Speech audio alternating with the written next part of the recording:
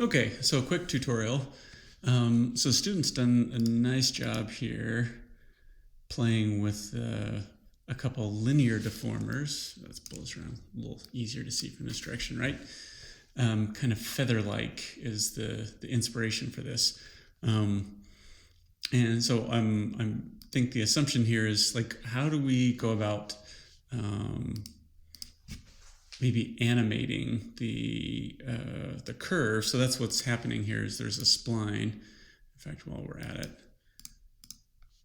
let's turn the display on. I'll make it blue or something so I can see it a little bit better.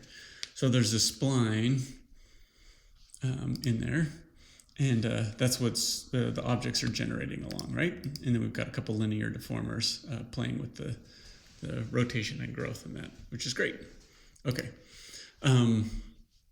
so how do we deal with the spline, and how do we make it deform? So let's just assume that maybe we're going to use a formula, right, to bend the spline. Let's put this back here.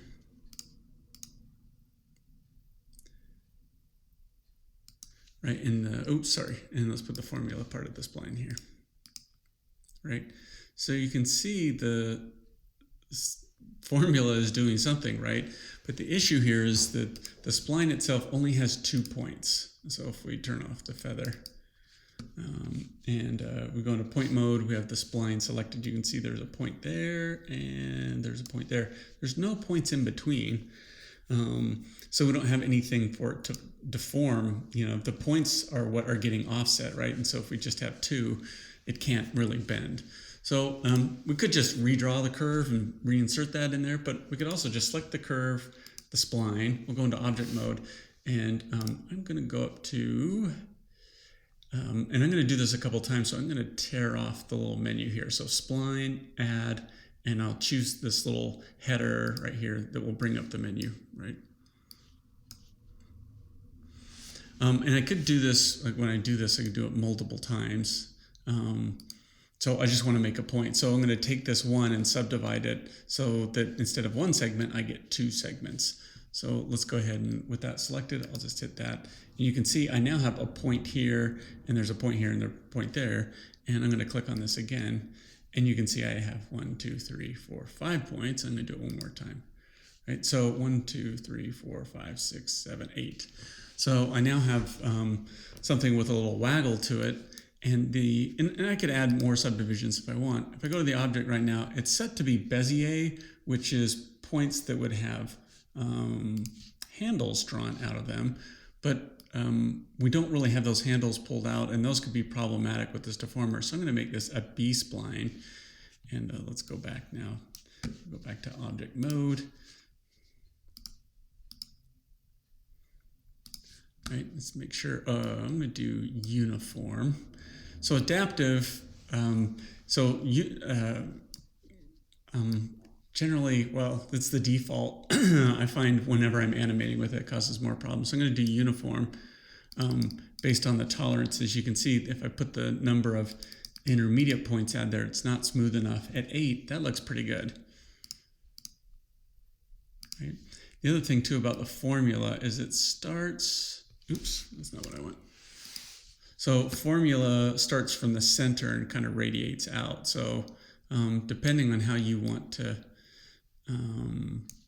where you want this positioned, right? So I want kind of a big swooping wave, right? A sine curve on that. We could go out and try to change the math if we wanted to, right? But that's not bad.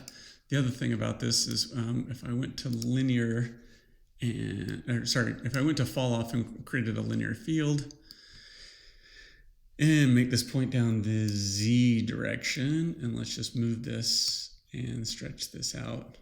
So what I'm going to do is make sure that nothing's happening here at the tip, and then, or at the root, sorry, and then there's more wave happening at the end, right? And let's turn the feather back on. So here's the second problem, is that because the curve is being bent, the cloners don't know which way to orient along the curve. It doesn't know which way to point up, right? So what I'm going to do is take the spline. Let's call this base spline. And let's duplicate it. And let's call this rail spline.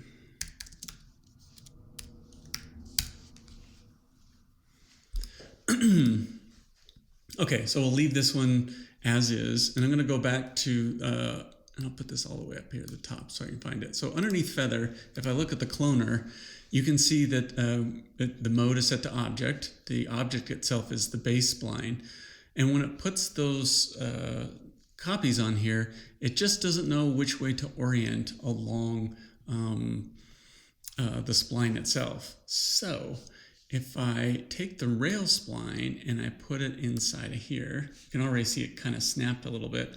And more importantly, I'm going to take the curve. Oops, not that one. I want the rail. There we go. And take that rail, and I'm going to just put it up here above it.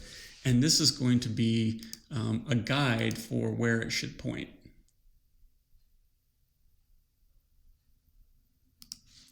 Right, and let's make sure, oh, and then I got to get that first. So I did the clone here on that one, and then we have a second clone, and this needs to be the rail spline as well.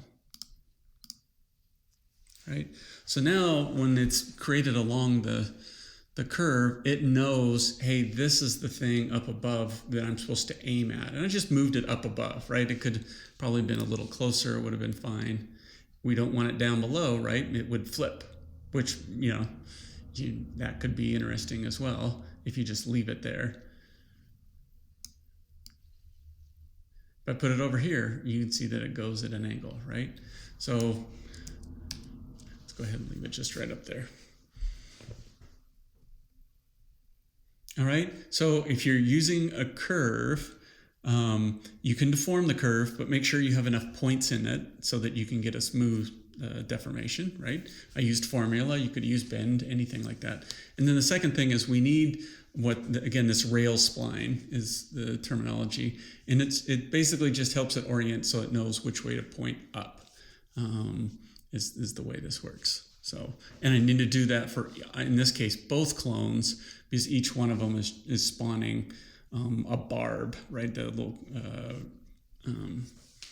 cube in either direction. Okay, happy cloning.